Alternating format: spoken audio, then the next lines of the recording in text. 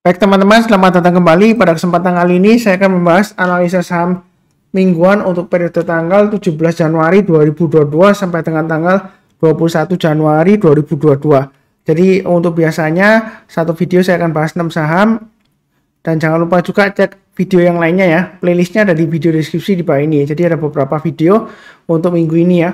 Jadi untuk video ini saya bahas langsung. Yang pertama adalah EMTK, Elang Mahkota Teknologi Tbk. Jadi sebelumnya ya dia sudah berhasil breakout ke atas 2220, dan dia secara mingguannya dia berhasil merangkak naik ya di sini ya, merangkak naik. Kemudian minggu lalu tiba-tiba dia berbalik arah ya, koreksi ya.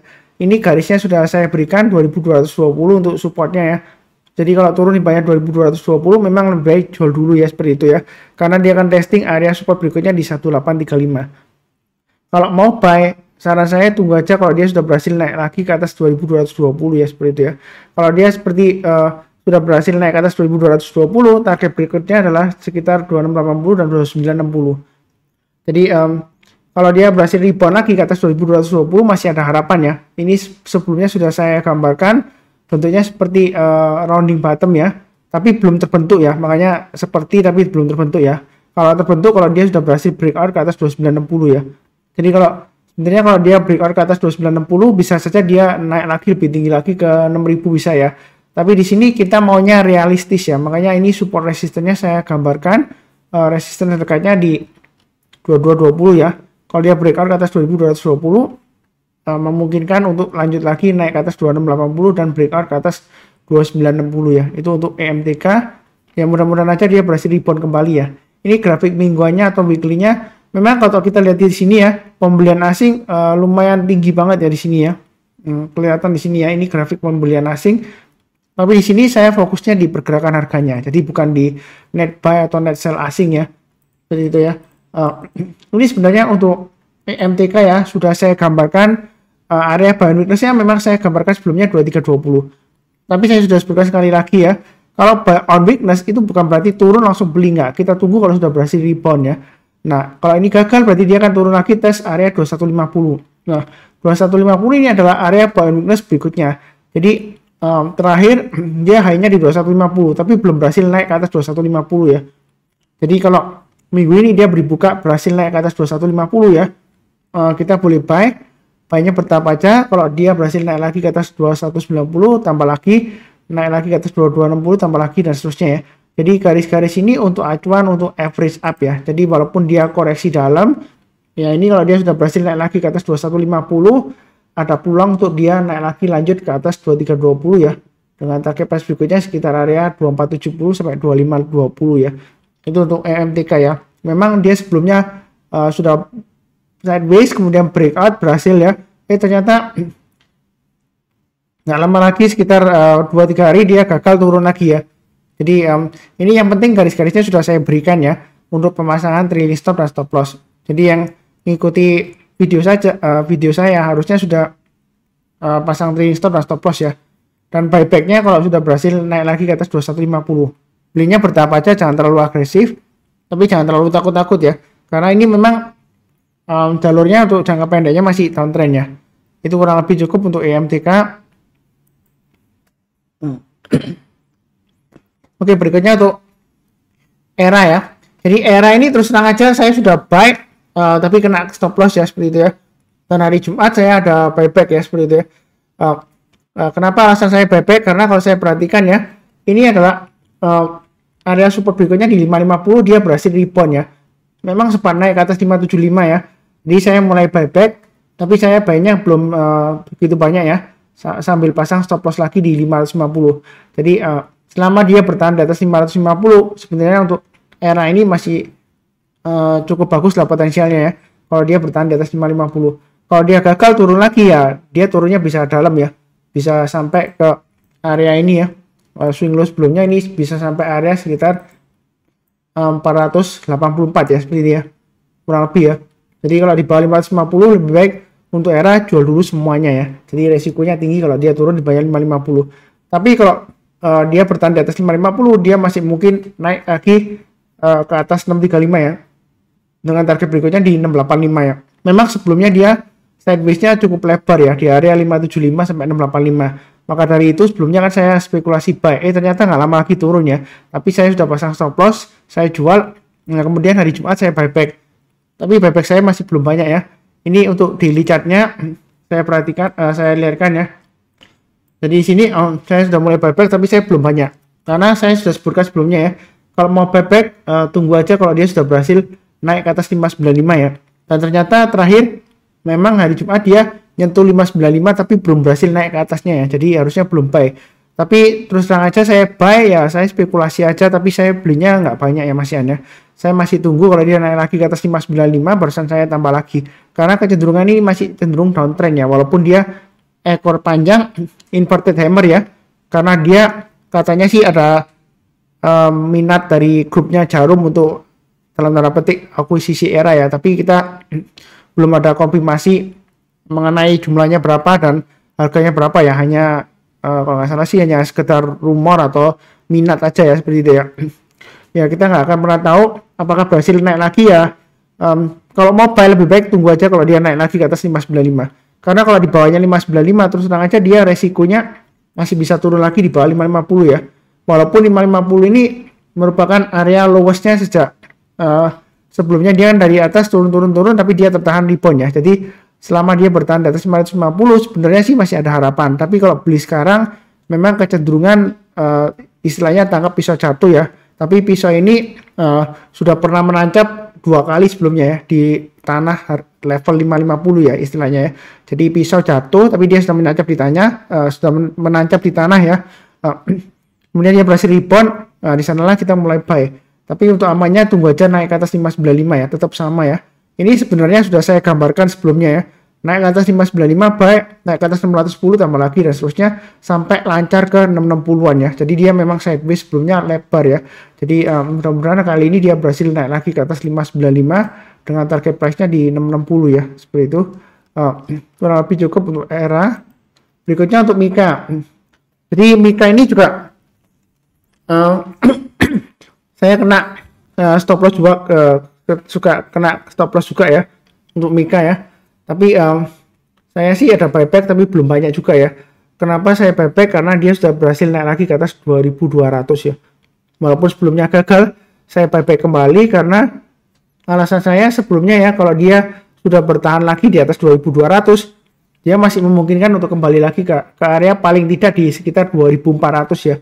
Karena memang sebelumnya saya sideways di area 2200 sampai dengan 2400 ya, itu untuk Mika ya. Memang sideways-nya dia itu cenderung resiko karena di jalur downtrend-nya seperti itu ya. Kalau kita lihat di sini ya, dia berhasil naik lagi ke atas 2200, dia lumayan potensial untuk naik lagi ke atas 2400 ya. Jadi 2150 adalah stop loss-nya. Kalau mau buy sekarang ya stop loss-nya di 2150 dan 2120 ya, itu maksimum ya. Jadi selama berada di atasnya 2150 menurut saya sih masih ada harapan lah ya, seperti itu untuk Era, maaf untuk Mika ya. Itu dari weekly-nya. Untuk daily chart-nya untuk Mika ya, ini memang 3 hari terakhir dia sudah mulai rebound ya. Jadi kalau mau buy sekarang boleh saja, tapi jangan terlalu banyak. Ikutin aja garis-garisnya sudah saya berikan. Naik lagi ke atas 2270 tambah lagi, naik ke atas 2350 tambah lagi dan seterusnya ya. Mudah-mudahan dia berhasil naik ke atas 2400. Jadi target price terdekatnya di 2400 kalau spekulasi buy on weakness sekarang ya. Tapi saya sarankan di sini kalau naik ke atas 2270 buy. Mungkin ada yang bertanya, oh Pak Sunar ini sebelumnya beberapa kali dia naik memang berhasil tapi nggak lama lagi gagal ya. Seperti itu ya. Maka dari itu kita belinya bertahap aja, jangan terlalu banyak ya. Jadi mau buy sekarang boleh atau tunggu naik ke atas 2270. Urusan kita buy ya. Nah di sini memang seringkali dia testing area 2270 ya, naik turun ya. Tapi dia selama bertahan di atas 2200 dia masih potensial ke 2400 ya. Jadi untuk Mika ini terus terang aja saya 2 kali sudah dapat untung di Mika ya, jadi lumayan. Makanya saya buyback kembali dengan harapan selama dia masih bertahan di atasnya 2150 dan 2120 ya, itu stop loss saya masih hold ya. Jadi paling tidak di 2400 ya lumayan lah, seperti itu ya. Untuk Mika mudah-mudahan aja lancar dikasih ke 2400 ya, bisa aja dia breakout lagi lanjut ke atas 2450 ya, bisa aja. Jadi paling tidak lah 2400 mudah-mudahan dikasih ya. Kurang lebih cukup. Berikutnya untuk Inco. Di untuk Inco ini terus terang saya ada buy juga. Jadi di sini ya memang untuk Inco ini sideways-nya dia lebar ya. Jadi dia ada dua range ya. Range bawah dan range atasnya ya. Jadi sekarang dia di range-nya 41110 supportnya dan resistennya di 4820. Dan di sini kalau kita lihat ya, kalau minggu ini dia berhasil naik ke atas 4820. Kalau yang belum punya, kalau mau buy ya silakan buy. Atau kalau mau average up tambah lagi boleh ya. Target price berikutnya sekitar kurang lebih 5.600 ya. Jadi sebelumnya kalau kita lihat di sini ya, dia turun kemudian dia berhasil naik ke atas 4820. Dia masih memungkinkan ke 5.600 walaupun di sini dia nggak sampai ke 5.600 ya, tapi hampir ya, mendekati ya. Jadi harusnya sih boleh dikatakan ini sudah tercapai lah targetnya ya, walaupun nggak pas tapi ya kurang lebih lah ya, seperti itu ya.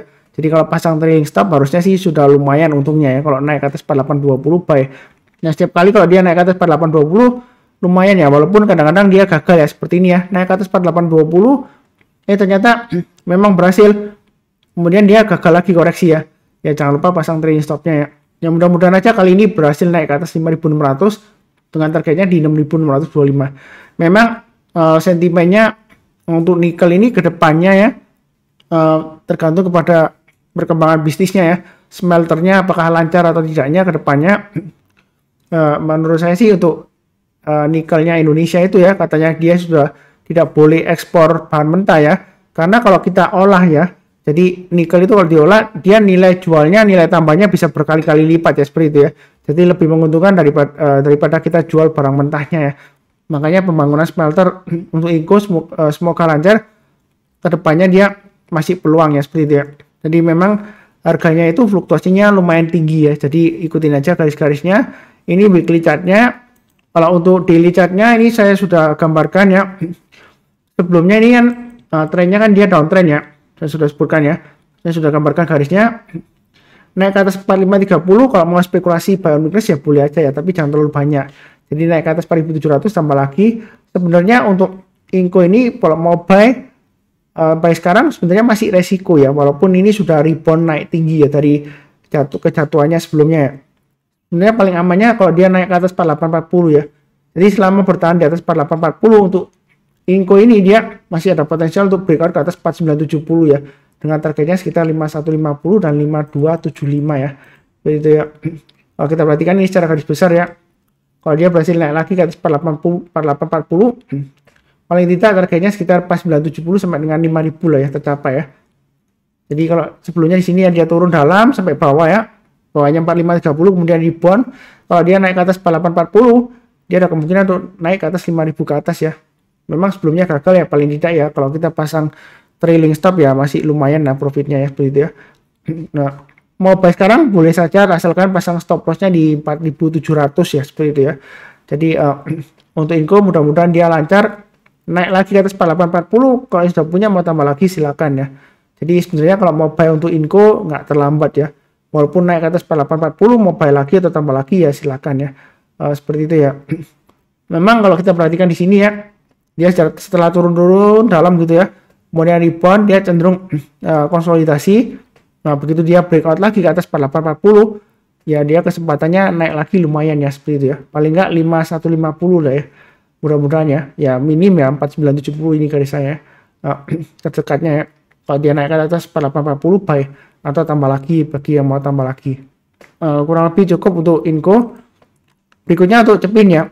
Jadi Cepin ini emiten untuk unggas ya, atau yang dalam bahasa Inggrisnya sebutnya poultry ya. Jadi memang untuk Cepin saya masih hold ya. Jadi ini memang dia koreksi selama di atas 6025 masih cukup bagus sebenarnya untuk Cepin potensialnya ya. Target price berikutnya di 6350 dan 6700. Mau buy sekarang boleh ya, pasang stop lossnya 6025. Saya masih optimis bisa ke 6700 ya untuk Cepin ya, mudah-mudahan lancar. Memang kuartal 3 dia laporan keuangannya kurang begitu bagus, tapi saya yakin sih kedepannya untuk emiten unggas ini masih potensial lah, seperti itu ya. Apalagi jumlah penduduk Indonesia kan besar ya, dan juga produknya juga lumayan bagus juga ya Cepin ya, lumayan defensif industrinya. Mudah-mudahan aja berhasil naik paling tidak ke 6700 ya, lumayan ya. Ini sideways-nya lama ya. Jadi kalau yang suka trading sideways ini lumayan juga ya.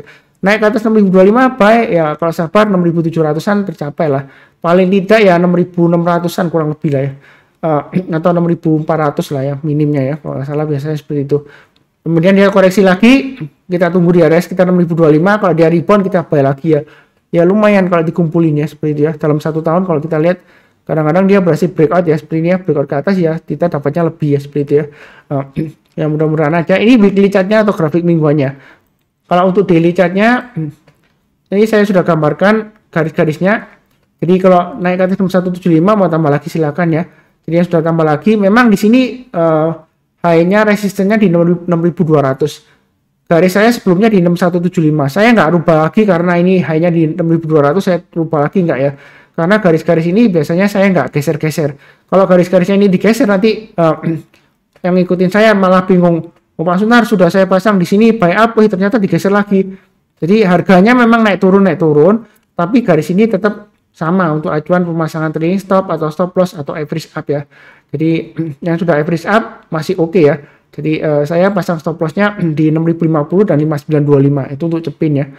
Semoga aja lancar. Memang fluktuasinya kadang-kadang memang cukup tinggi ya untuk emiten unggas ya. Tapi saya yakin sih kedepannya sih untuk cepin ini selama dia bertahan di atasnya 6025 atau 6050 di sini ya. Kalau dari weekly-nya nanti 6025 gambaran dari saya, kalau di daily-nya memang agak sedikit beda ya, 6050 ya. Jadi masih ada harapan. Yang mudah-mudahan aja dia naik paling tidak di sekitar area 6500-an lah ya, 6475 sampai dengan 6525 ya mudah-mudahan ya. Kalau dia naik lagi ke atas 6525, dia makin bagus ya, bisa sampai ke 6750 peluangnya ya. Karena sebelumnya dia kita lihat di sini resistennya sekitar area 6525 ya. Ya mudah-mudahan aja lancar dalam 1 atau 2 minggu ke depan ya seperti itu ya. Oke, berikutnya untuk Java ya. Java memang saya sudah buy, sudah profit lumayan. Yang terakhir kena trailing stop saya jual ya. Jadi memang saya sudah pasang, saya sudah sebutkan garisnya ya. 1760 adalah area penting ya. Kalau dia gagal bertahan di atas 1760, ini saya sudah gambarkan, ya ada kemungkinan dia akan testing lagi area supportnya 1545 ya seperti itu ya. Jadi yang belum jual ya jual aja. Kalau dia ke low-nya di sini kan 1640. Kalau dia turun lagi di bawah 1640 ya lebih baik jual dulu karena ada kemungkinan dia testing area 1545. Memang support 1545 ini cukup menarik ya kalau dia berhasil rebound ya, atau seperti ini ya. Selama dia bertahan di atas 1545, konsolidasi di bawah ya, sideways-nya masih ada peluang rebound ya, paling tidak ya 1760 tercapai ya. Ini sudah saya gambarkan. 1760 didapat dari mana? Ini kalau kita lihat ke belakang ya, ini dari swing high sebelumnya di sini ya. Grafik mingguan di awal tahun 2021 ya seperti dia. Memang kalau kita lihat di sini ya, fluktuasinya kadang-kadang naik tinggi kemudian koreksi ya. Tapi saya yakin sih setelah kuartal pertama mudah-mudahan kalau laporan keuangannya membaik dia bisa naik sampai 2200-an ya. Yang minimum di 2060 lah seperti itu ya. Itu untuk Java. Kemudian untuk garis daily-nya ya. Daily chart-nya ya. Saya sudah gambarkan. Ini sudah saya pernah gambarkan Fibonacci retracement dari swing low di sini dan swing high-nya ya. Jadi kalau saya gambarkan Fibonacci retracement-nya, Fibonacci retracement 61,8% itu di area sekitar 1670 ya.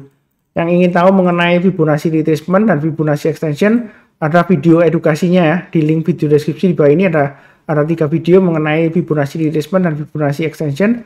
Ini sering saya gunakan ya acuannya untuk retracement-nya. Jadi kalau dia sudah berhasil naik lagi ke atas 1670, sebenarnya dia potensial untuk rebound paling tidak ya sekitar area Fibonacci retracement 50% dan 38,2% ya, masih ada potensial. Jadi mau buyback atau spekulasi buy weakness boleh ya. Pasang aja stop loss-nya di 1620 ya. Ini garis yang di bawahnya ini untuk acuan stop loss-nya. Jadi belinya bertahap aja, naik ke atas 1720 tambah lagi, naik ke atas 1770 tambah lagi ya seperti itu ya. Itu untuk Java. Memang ini dalam 1, 2, 3, 4 hari terakhir dia cenderung masih koreksi. Tapi yang terakhir ini candlenya cukup menarik ya. Kalau dia sudah berhasil rebound lagi ke atas 1670. Jadi buy-nya bertahap aja. Kalau misalnya masih takut, ya tunggu aja kalau dia sudah berhasil naik ke atas 1720 ya. Tapi kita jangan terlalu kaku ya. Dalam arti ini sebelumnya naik ke atas 1770, nggak lama lagi turun lagi. Jadi kalau dia naik lagi ke atas 1770, kalau mau buy atau tambah lagi jangan ragu-ragu ya. Jadi jangan beranggapan sebelumnya gagal, pasti kali ini gagal, belum tentu ya. Jadi kalau dia berhasil naik ke atas 1770, ada kemungkinan dia naik ke atas 1830 dengan targetnya sekitar 1935 dan 1985 untuk Java ya. Yang mudah-mudahan aja lancar. Menurut saya sih masih ada peluang ya seperti itu ya. Jadi pasang aja trailing stop dan stop loss sesuai dengan garis-garis yang sudah saya berikan ya. Jadi ini sudah 6 saham yang saya bahas ya, sudah cukup. Mudah-mudahan aja sukses. Seperti biasanya yang barusan kenal channel Saham Profit, jangan lupa subscribe, like, nyalakan lonceng notifikasinya ya. Jadi kalau ada yang video yang baru bisa langsung nonton. Ada keputusan mau buy silakan buy ya seperti itu ya. Dan seperti biasanya di akhir video saya doakan selalu semuanya, yang paling penting adalah semuanya selalu sehat, damai dan diberkati selalu. Itu yang paling penting ya. Amin. Saya yakin untuk tahun ini kita semua akan diberkati yang luar biasa ya seperti itu ya. Jadi kita harus doakan yang baik, tetap optimis tapi juga realistis ya seperti itu ya. Kira-kira sekian, terima kasih.